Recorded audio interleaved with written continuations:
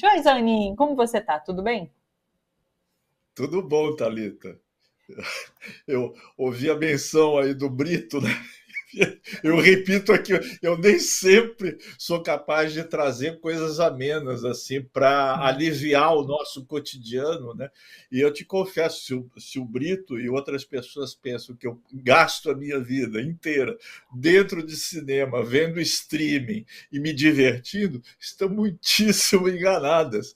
Eu estou muito preocupado com a situação brasileira, assim, muito preocupado, tentando encontrar um lugar para viver entre os ataques da extrema-direita e o pessimismo da esquerda. Eu tento achar uma fresta aí de sobrevivência e o cinema, nesse sentido, me ajuda, assim como ajuda a literatura, a música e tudo mais. Mas o mundo, infelizmente, tem um peso que se É. impõe a nós. Às vezes eu me questiono, né? Seria tão bom viver assim, talvez alienada, né? Sem saber dessas mazelas todas, dessas problemáticas. Mas nem quando a gente apela à cultura, a gente consegue se alienar, né? Porque muitas vezes a cultura reflete Não, todos esses questionamentos, essa realidade que a gente vive aqui na vida real, né? Então é isso, não dá, não tem como, não tem como. E é bom, porque claro, daí claro. A gente vive na vida real e esse é um fardo da minha geração. Nós tivemos uma juventude totalmente dedicada à política, na luta política contra a ditadura e tudo mais. Isso é para o resto da vida, não adianta, é, né? Não adianta. Nós tivemos aqui essa experiência proto-fascista que julgávamos que estava sendo encerrada na eleição passada, mas a gente vê que isso também era uma ilusão, né? Que se sim. sobrevive a isso, e está aí, está muito atuante, né? E a gente sente a nossa responsabilidade histórica mesmo de não deixar esse estado de coisas progredir no país. E é muito difícil, porque as pessoas têm as necessidades reais. Eu acho que se criou muita ilusão de que as coisas seriam fáceis e que estava tudo resolvido, e, na verdade, era apenas uma nova etapa da luta que começava. Às vezes a gente é cansado de lutar, mas tem que arranjar forças em algum lugar. É melhor a gente falar de cinema. Hoje eu vi um texto do Pedro Serrano, aquele jurista, né? Eu vi um texto ele falando Sim. que o Bolsonaro vai se manter ainda por mais 40 anos. Eu falei, não, eu vou tá velhinha, isso ainda vai estar existindo. Para com isso. Mas é isso, a gente está aqui resistindo, lutando, mas também trazendo cultura para o nosso Claro. público, para as nossas conversas, sempre importante. E hoje tem muita coisa boa. A gente está aqui batendo papo, mas não vamos perder tempo, É, porque tem muita é, coisa boa, é. né? Uma lista assim bem grande que o Zenin passou para a gente e com filmes sensacionais. Vamos começar com esse que vem do Irã. Inclusive, deixa eu pegar aqui a minha lauda, pronto. A gente começa com essa indicação do Irã, que é Crônicas do Irã, e é o tipo de trailer, eu acompanhei ali, que você fica com vontade de assistir, de ver mais, é um trailer que se torna curto, porque eu queria saber muito mais dessas pessoas. Conta pra gente. Então, esse tipo de filme interessante, porque todo mundo sabe aí, acompanha, sabe que também a situação do Irã não é nada fácil, né? Você tem lá um Estado teocrático que permite muito pouco a liberdade de expressão, liberdades individuais. A gente teve no recém-encerrado Festival de Cannes, aliás, um cineasta iraniano, que não é o autor desse filme que a gente vai comentar, mas de outro que tinha escapado lá, que estava condenado à prisão, né? Que é o Mohamed Roussouf. Então é um país que é complicado. E esse filme, Thalita, Crônicas do Irã, você tem toda a razão.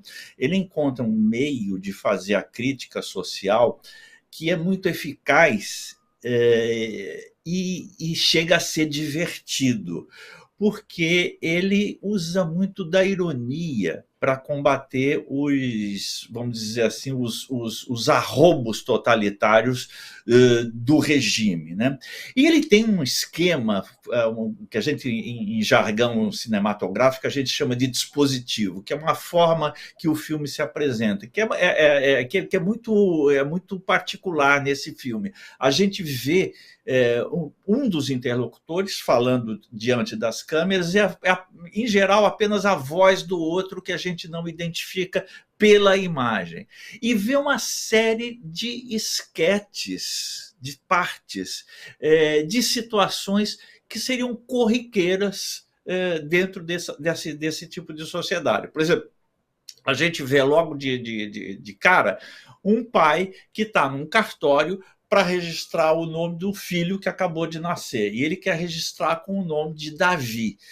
E ele tem uma longa discussão com um funcionário desse cartório que vai tentar dissuadir esse pai. Fala, não, mas por que você está escolhendo um nome que é tão pouco iraniano, que é um nome ocidental? E o pai fala, não, mas é um nome que eu e a mãe gostamos e discutimos muito tempo até chegar a esse nome e tal. E o funcionário fala, não, mas por quê? Você tem alguma coisa contra? E a conversa vai tomando um sentido político, né, que estava oculto no começo da conversa, né, de tentar ver como a presença, essa presença opressiva do Estado na vida particular das pessoas está nas pequenas coisas, nas coisas mais íntimas, como um casal que tem um filho e decide registrar um determinado nome, mas o Estado se interpõe entre esse desejo e a consecução desse desejo numa ata de nascimento lavrada em cartório.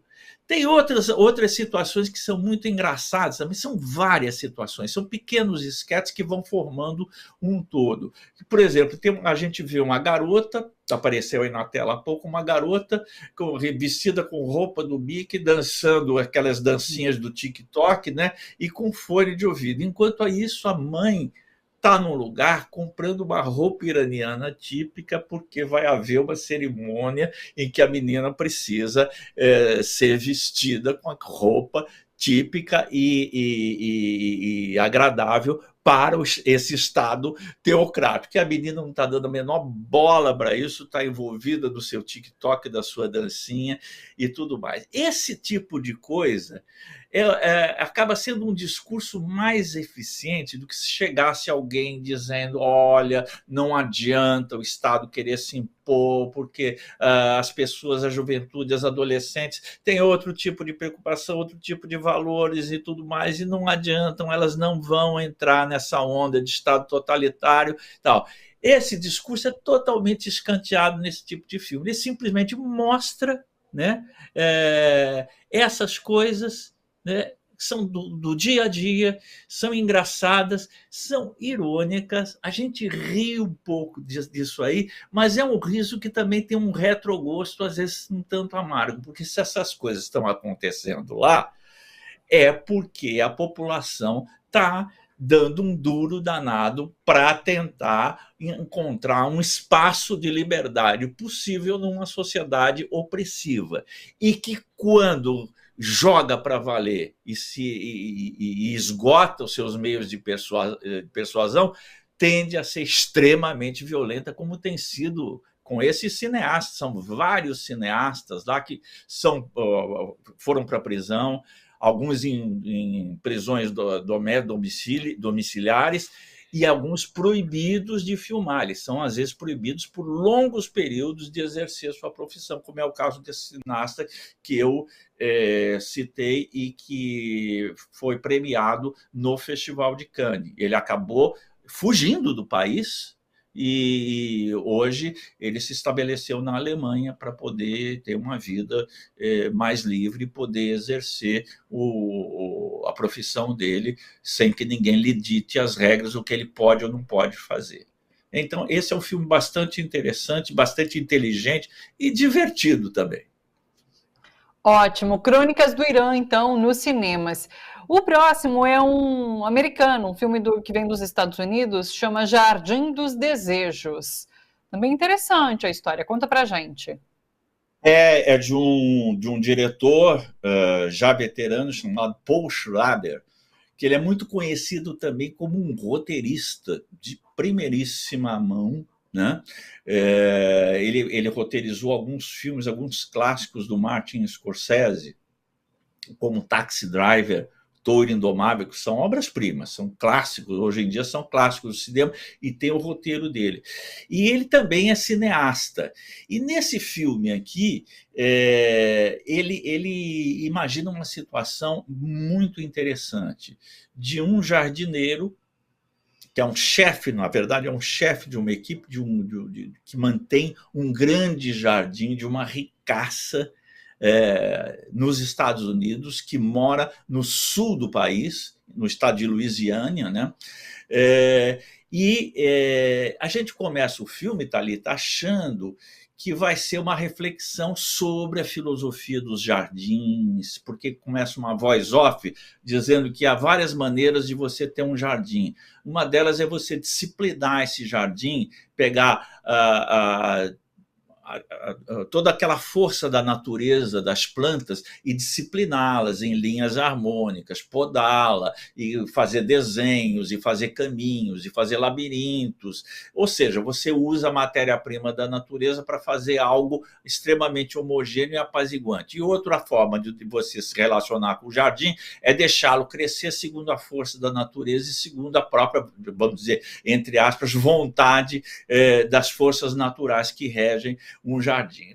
Vai ser um filme sobre a filosofia do jardim, e o título é curioso, Jardim dos Desejos.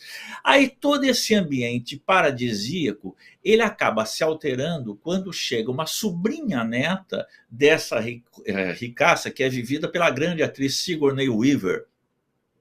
E ela diz que essa sobrinha neta na verdade, é fruto de um casamento que a família não aprovou muito, e vendo a menina a gente vai descobrir por quê, né? E que, na verdade, é a última herdeira que ela tem, e que só ela pode continuar com aquele jardim quando ela se for, a Sigourney Weaver, né? Então ela gostaria que esse jardineiro-chefe treinasse essa moça para ser também uma jardineira e dar continuidade àquela bela propriedade que ela tem. E essa moça, que se chama Maia, chega lá e acaba bagunçando um pouco o coreto daquele ambiente tão harmônico. O Paul Schrader, ele tem vários filmes, ele parece que tem uma obsessão em tentar mostrar o que existe por trás de ambientes aparentemente apaziguados e de pessoas aparentemente impolutas, de como essas pessoas e esses ambientes muitas vezes têm coisas assim absolutamente inconfessáveis, passados inconfessáveis, e que acabam surgindo de novo à tona, como na psicanálise se fala do retorno do reprimido, né? Aquilo que você joga para debaixo do tapete acaba voltando, e volta até com mais força do que tinha antes, né? E, na verdade, o que vai ser explicitado nesse filme é não apenas um passado bastante comprometedor desse jardineiro, né?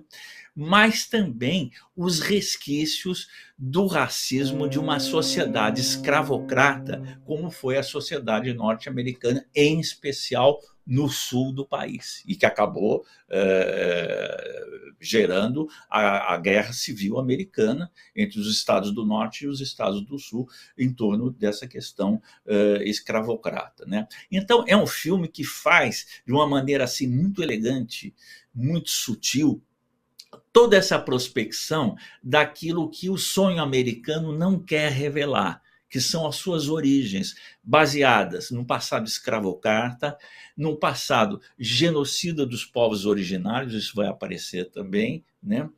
E numa tremenda desigualdade de classes que se transfigura, se disfarça naquela velha utopia do sonho americano, que é a da terra da oportunidade para todos. Todos teriam oportunidade nessa sociedade que seria aberta, democrática, e que se julga apta a exportar o seu modo de vida para todo o mundo.